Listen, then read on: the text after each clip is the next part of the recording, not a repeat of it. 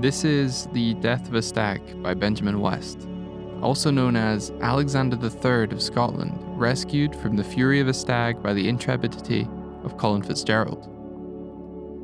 Finished in 1786, this painting is a tour de force of theatrical history painting, with the heroic central figure surrounded by cascading characters enveloping the stag in the middle. There is so much going on in this painting.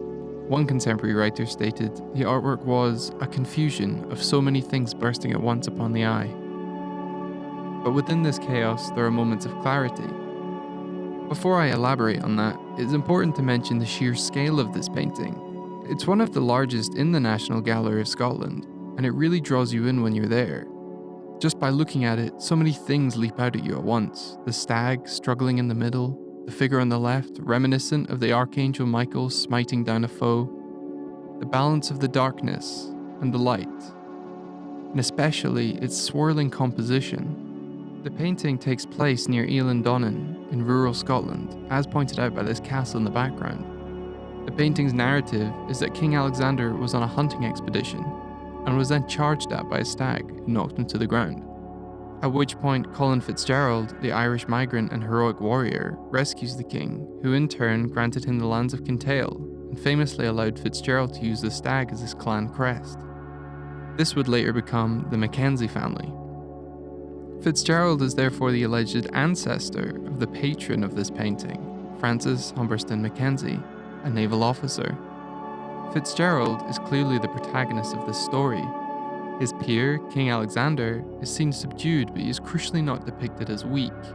The king is still aggressively gripping his shield, which bears the rampant of Scotland on it, an iconic representation of the Kingdom of Scotland. The inclusion of several horses in the swirling and chaotic scene may be foreshadowing the king's later demise, who is thought to have died by falling off his horse during a storm along the coast of Fife. The figure of Fitzgerald is reminiscent of the figure of Michael, the Archangel of Justice. History painting would typically draw from antiquity and religion, but this painting seems to have a direct parallel with Benjamin West's own painting, Archangel Michael Binding the Devil, from a year prior. West was no stranger to biblical referencing, as seen in his monumental painting, The Death of General Wolfe, from 16 years prior.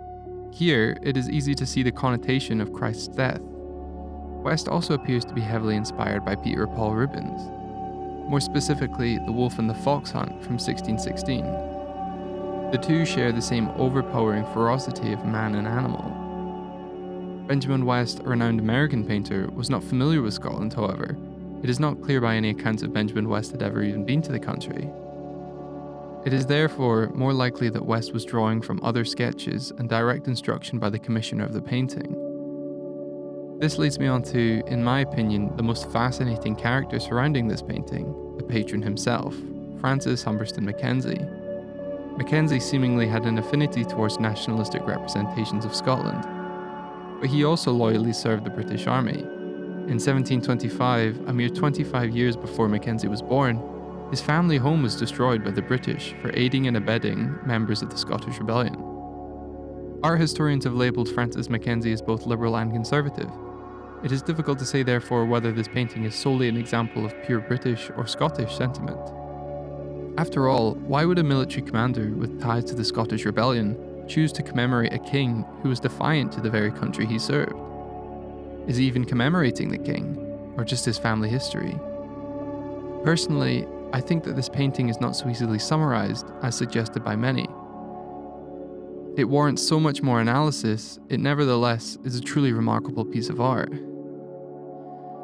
This painting would eventually fall into quite a lot of disrepair and largely be forgotten. The same could potentially be said for Francis Humberston Mackenzie, who outlived all of his sons. Therefore, I think this painting commemorates his family in not just a symbolic way, but a truly sentimental one.